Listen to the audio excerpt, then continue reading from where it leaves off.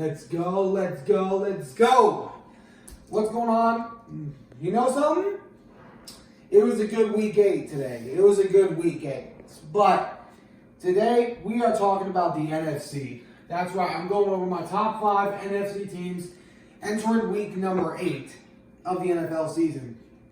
But before we get started, I want to point out this right here. So, for the first 6 weeks, I've gone 500 or over during my time of picking records for the week. For the first time in week 7, I have decreased my first under 500 record of the season, having a 4-9 record. I promise it'll get better. Just had one struggle. Did not expect a load of upsets with New England coming out on top of Buffalo, which actually surprised me. And then also along with the Vikings coming out on top of the San Francisco 49ers. So that is what I have to say about that. But for now, let's get started.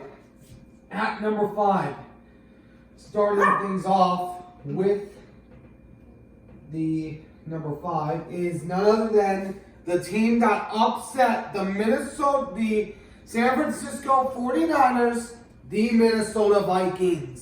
Why is that, you might ask? Because not only did their defense look good, forcing 3 takeaways on San Francisco, they also were able to perform really good on offense. You got 2 touchdown passes to that bad rookie wide receiver in Jordan Addison, which he is so good. Did you see him rip that ball out of Jeremy Ward's hands? Dang, I mean, woo, that was hard if you're that corner from San Francisco. Seahawks are going to thrive off of that. But coming in at number 4, even after a blowout loss, the Detroit Lions. Why is that, you might ask? Because although they did get blown out, shout out to Lamar Jackson and those Ravens. They played really good, but the Lions, they're still on top of the NFC North. For that reason, I have them back up here. But they have some stuff to improve on. They got a defensive rookie of the year candidate in Aiden Hutchinson. You got loads of guys on offense making plays. Jahmyr Gibbs, Amara St. Brown. Loads of guys on the offense that can make plays. But they had to get better if they're going to have any chance. They're going back home on Monday Night Football against the Raiders next week. Wonder how that's going to go. But coming in at number 3 is the Kings of the NFC South right now, the Atlanta Falcons. Why is that, you might ask? Because did you see how Desmond Ridder performed? The 2-year veteran out of Cincinnati who made a college football playoff appearance with the Cincinnati Bearcats, some of you might remember.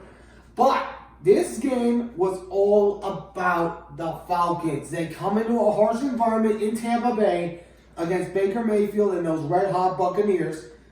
But you come into this week, you just got done getting beat down by another team. I don't remember who it was.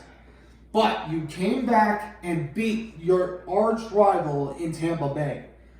But for that reason, I have Atlanta at number 3.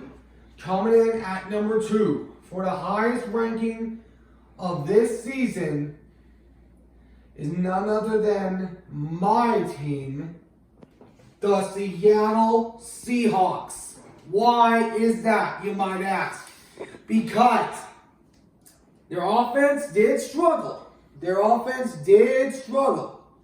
But when every time that offense of Joshua Dobbs tried to score, the defense got it done. They were able to force the 3-and-out. They were sick. They were so hot about that loss against Cincinnati the week before.